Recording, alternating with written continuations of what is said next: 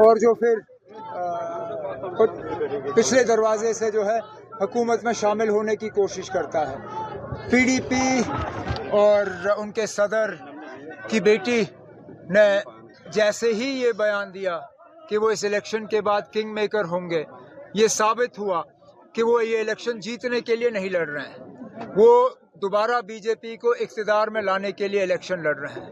انہوں نے 2014 میں بھی اسی طرح بی جے پی کو حکومت میں شامل کیا اور اس کا ہم آج خمیازہ بھگت رہے ہیں۔ دوبارہ بھی ان کا یہی ارادہ ہے، الیکشن جیتنے کے لیے نہیں لڑا جا رہا ہے بلکہ کنگ میکر بی جے پی کو یہاں کنگ جو ہے بنانے کے لیے الیکشن لڑا جا رہا ہے۔ عمر صاحب، آج انجینئر رشید اننت ناگ پہنچے ہیں ساؤتھ کشمیر، تو کیا کہیں گے آپ؟ کیا یہ بڑا مبارک ہے، پہنچے، ان کے پاس ہیں یہ 18-20 دن اپنا کیمپین کرنے کے لیے۔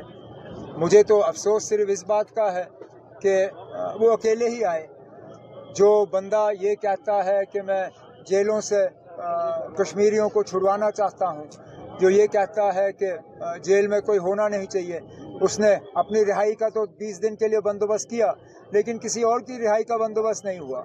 کم از کم ان کے لیے بھی لڑتا، ان کے لیے بھی آواز بلند کرتا، یہ کہتا کہ میں تب تک نہیں نکلوں گا جب تک باقی نہیں نکلتے، لیکن خود تو نکل آیا، باقیوں کو اپنے ساتھ نہیں لایا۔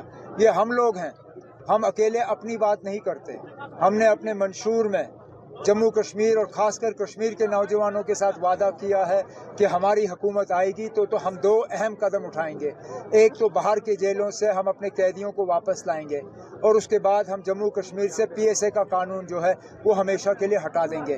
انجینئر رشید صاحب جو ہیں وہ حکومت بنا نہیں سکتے، اگر وہ حکومت بنا نہیں سکتے تو اس طرح کے اقدامات اٹھا نہیں سکتے۔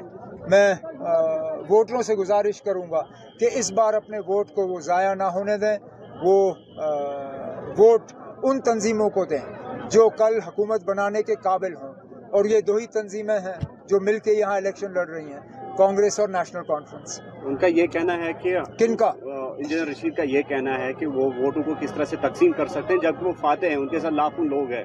نارتھ کشمیر کا حوالہ دیا انہوں نے، ایم پی الیکشن جو انہوں نے لڑے۔ دیکھیں جناب، وہ الیکشن الگ تھا، یہ الیکشن الگ ہے جی۔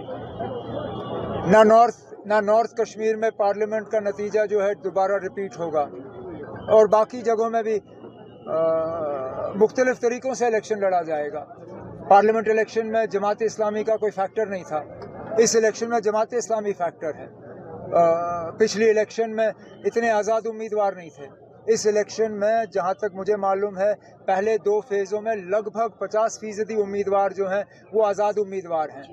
تو یہ کہنا کہ پارلیمنٹ الیکشن کے نتیجے جو ہیں وہ اسمبلی کے الیکشنوں میں کے نتیجوں میں تبدیل ہوں گے، بالکل نہیں، نتیجے الگ ہوں گے۔